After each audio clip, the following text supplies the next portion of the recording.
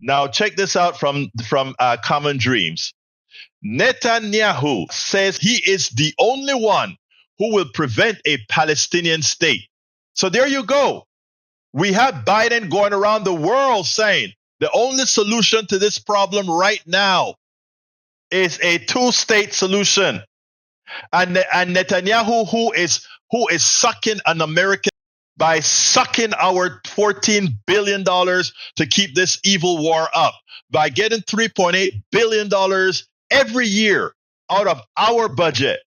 He spits in Biden's face.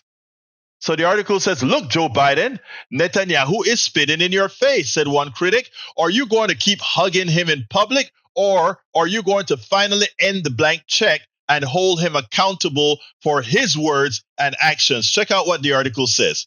With his approval ratings in the tank, Israeli Prime Minister Benjamin Netanyahu has reportedly been lobbying members of his Likud party in a bid to keep their support, claiming he is the only one who will prevent a Palestinian state in Gaza and the West Bank.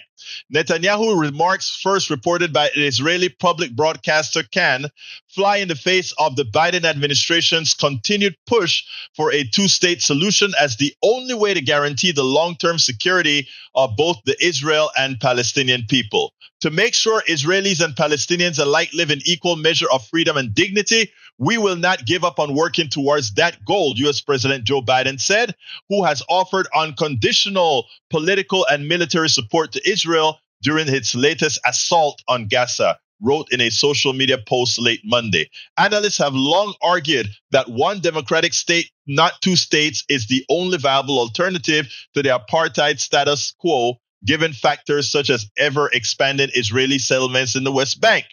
Throughout his career, Netanyahu has vociferously opposed a peaceful resolution and worked to divide Palestinians in Gaza and the West Bank by propping up Hamas. Again, listen to what this said. Anyone who wants to thwart the establishment of Palestinian state has to support bolstering Hamas and transferring money to Hamas, Netanyahu told his colleagues in 2019. I repeat, anyone who wants to thwart the establishment of a Palestinian state has to support bolstering Hamas and transferring money to Hamas, Netanyahu told his colleagues in 2010. Okay, in 2010.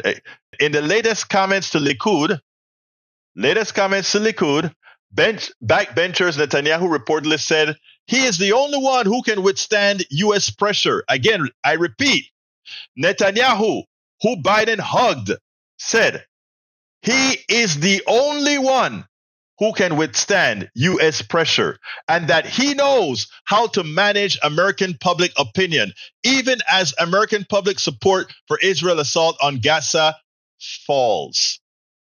The Times of Israel reported Monday that Netanyahu boasted about having gone against U.S. wishes by launching a ground invasion of Gaza and raiding the Palestinian territory's largest hospital on the pretense that Hamas was hiding a command center on the facility's grounds, a claim that has not been substantiated.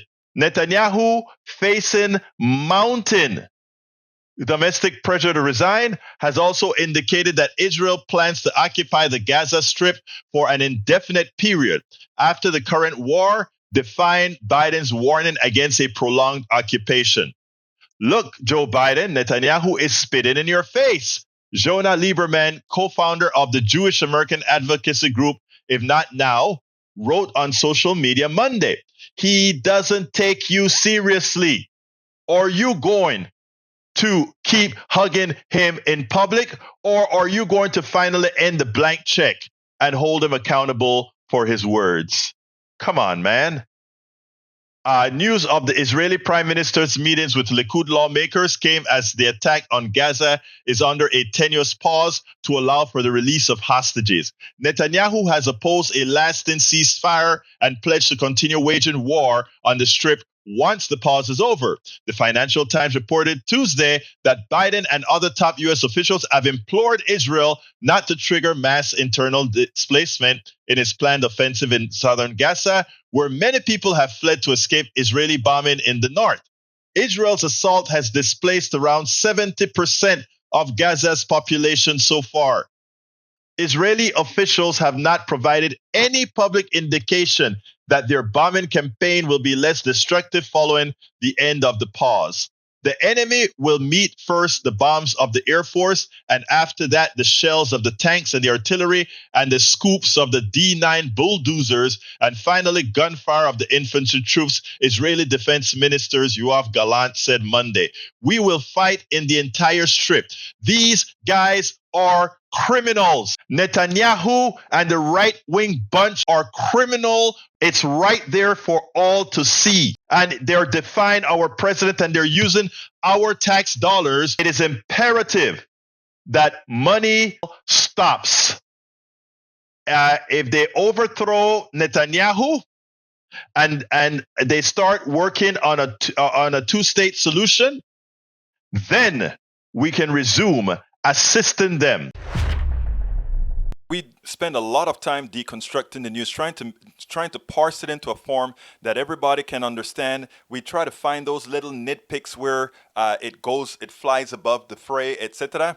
If you really like these videos that we do, I want to ask a big favor. Please go ahead, number one, subscribe to our channel, and number two, please join if you can. Thank you so kindly for watching. Keep watching. Please remember to share. We must populate the entire internet with our progressive message, a message that we know is what most Americans say that they want. So help us, please join.